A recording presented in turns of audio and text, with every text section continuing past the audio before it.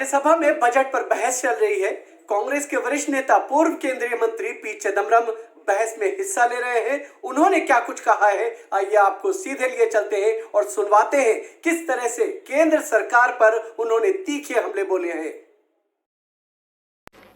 Shri P Chidambaram ji. Mr. Chairman, I'm grateful to you for this opportunity. I'm grateful to the Honorable Finance Minister for being present here when I have an opportunity to speak on the budget. I will be very brief. Let me first recall last year.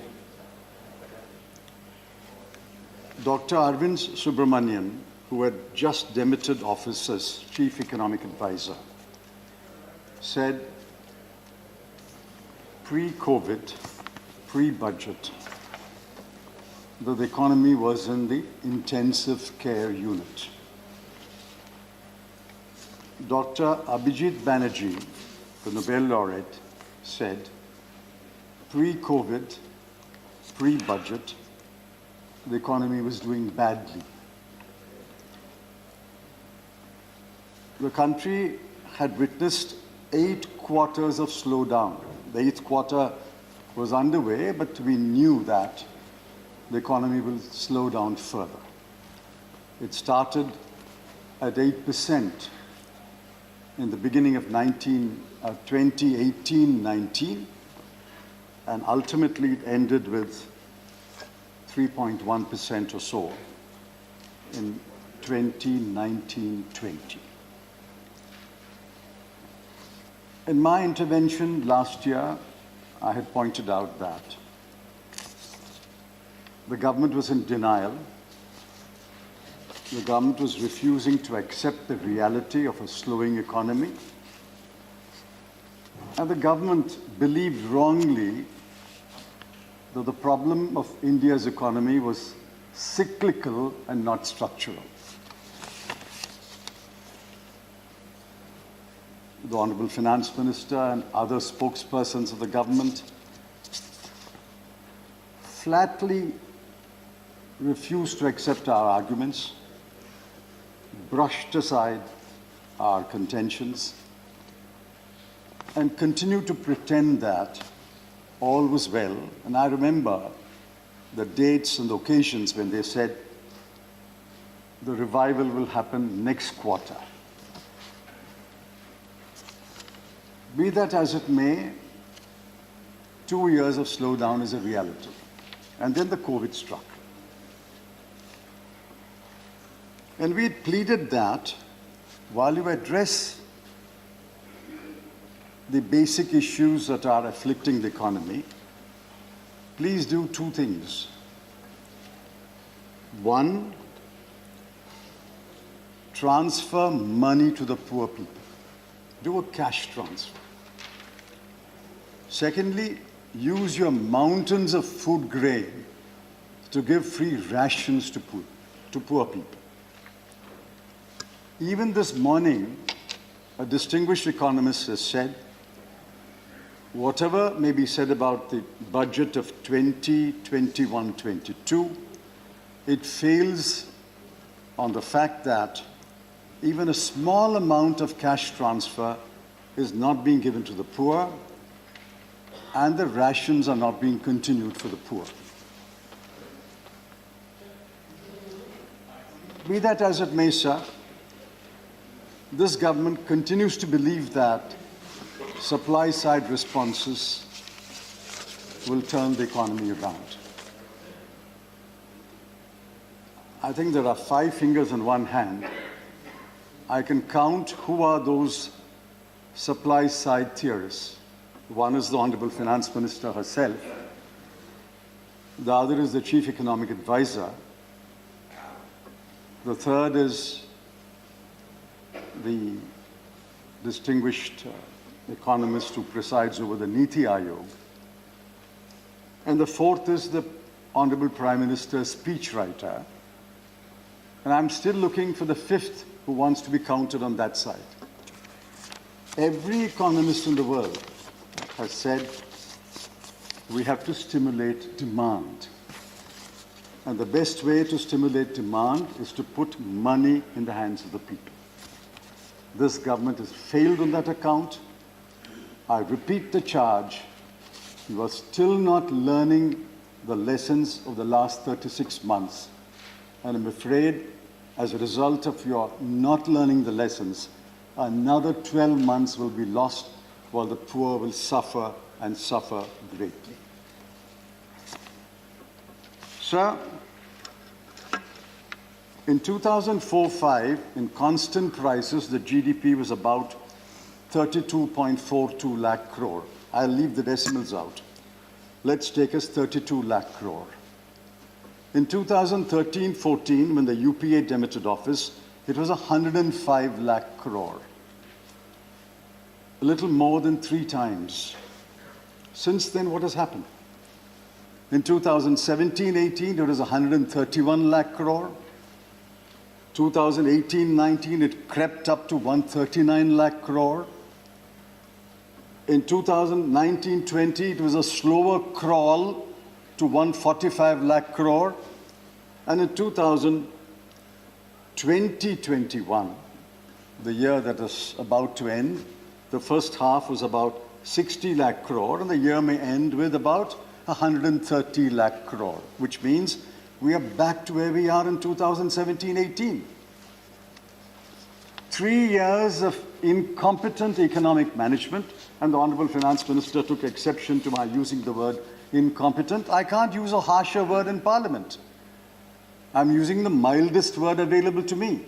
3 years of incompetent economic management will mean that at the end of 2021, we will be exactly where we were in 2017-18. Please remember, sir, in the last year, not entirely because of the government, because of the pandemic too, 120 million people lost their jobs. That's 12 crore. 64.7 million dropped out of the labor force.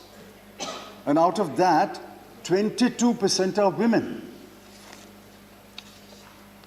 Only 1 out of 11 jobs are held by women, but 4 out of 11 who drop out are women. 28 million are today registered in the employment exchanges actively seeking jobs. 35% of MSMEs are closed. Come to Tirupur. Come to my town.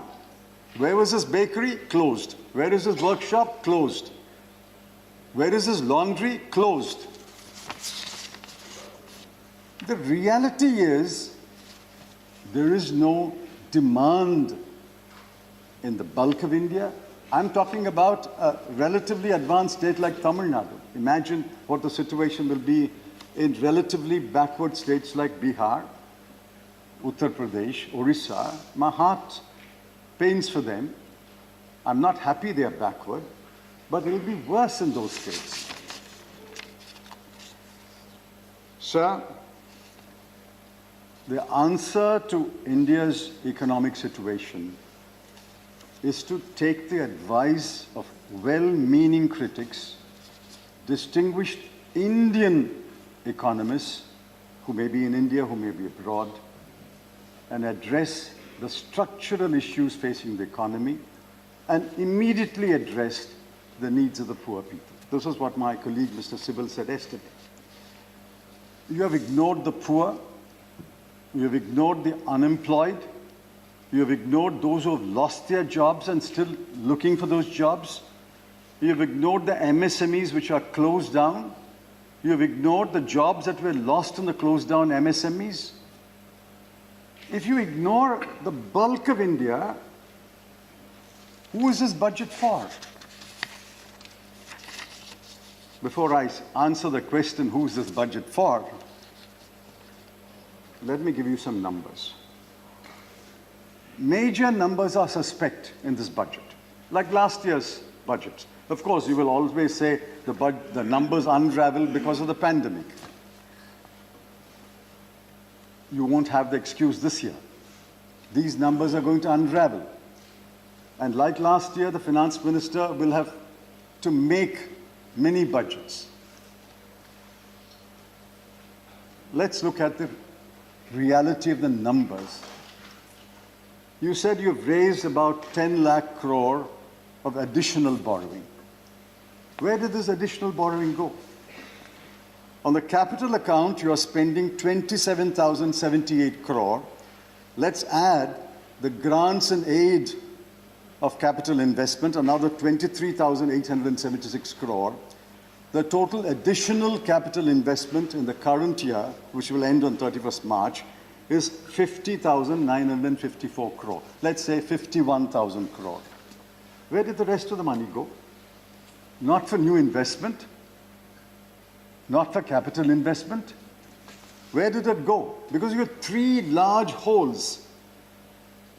On the revenue side, your expenditure increased by 3,80,997 crore. On the revenue side, you had a revenue shortfall of 4,65,773 crore. And on the disinvestment, you had a shortfall of 1,78,000 crore. And that adds up to 10,24,770 crore. So your money that you borrowed is only going to fill the gaps, the huge craters that are there in the economy today. Next year won't be any better. The additional borrowing will go under the same heads. Mark my words today, and we'll come back next year. Mark my words, the revenue projections for next year are ambitious. There will be a shortfall. The disinvestment proceeds projections are ambitious. There will be a shortfall. And your revenue expenditure will increase more than what you have provided for, because you have underprovided under a large number of heads, including defense and health.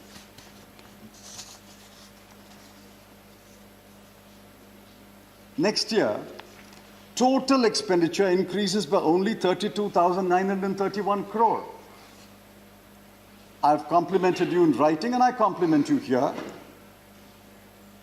You are spending on capital account an additional 1,15,000 crore.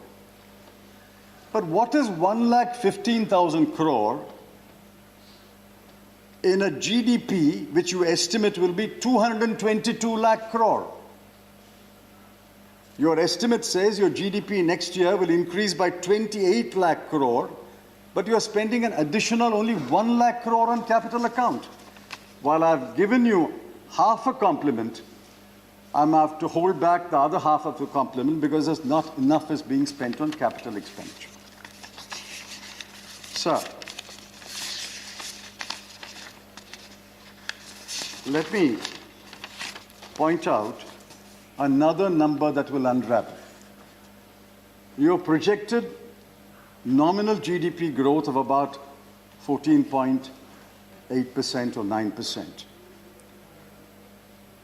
And then you say, I'll still grow by 11%. The math is bewildering. Inflation next year will be at least 5%, maybe even 6%. If your nominal GDP growth is 14.4%, and if inflation is 5 or 6%, the arithmetic I have says your growth will be only 9.4 or 8.4. This year will end at -10, -11, and next year will grow by 8 or 9. This is what Dr. Geeta Gopinath said is mechanical. Don't claim credit for that growth. If the decline in the previous year is -10, the mechanical rise will be +8 or +9. So don't go about boasting about these numbers. The real test is, when will you come back to a constant GDP which is higher than your highest, namely 145 lakh crore. I'm afraid it will take you 2 to 3 years, which is why Dr. Gopinath said to reach pre-COVID levels, we'll have to wait until 2025. There are 3 numbers on which I must comment. One is defense. The first time, I think, in the history of Parliament, the word defense was not mentioned in the budget speech. Please correct me if I'm wrong. The word defense was not mentioned in the budget speech. On health, the numbers have unraveled again. Everybody has blown a hole into the numbers claimed by the finance minister that she had increased health expenditure by an astronomical figure. The budget at a glance, the budget division which prepares the budget at a glance, has blown a hole into that by revealing the true figures, and the true figures are clear on page 10 of the budget at a glance. Health, current year revised estimate is 82,445, and next year is only 74,602. We've actually reduced the allocation for budget according to page 10 of the budget at a glance. And the third is, petrol and diesel prices will not increase because we have reduced the cess and comparably increased reduced the excise and comparably increased the cesses. There is a proverb in Tamil, Gettikarar pulugu ettu naalekku. A bluff will only have a short life. The bluff was being called 3 days later. Prices of petrol have increased by 36 paise and 26 paise. And believe me, it will rise again. It will rise again. What you have done by imposing a cess is to deny the state government of their share. So many numbers will unravel. I don't want to alarm or disappoint the Honorable Finance Minister, but I'm afraid many numbers will unravel. Finally, sir, I want to point out what is the text of the speech. The text is prosaic, bureaucratic. What is the pretext of the speech? The pretext is we have a pandemic.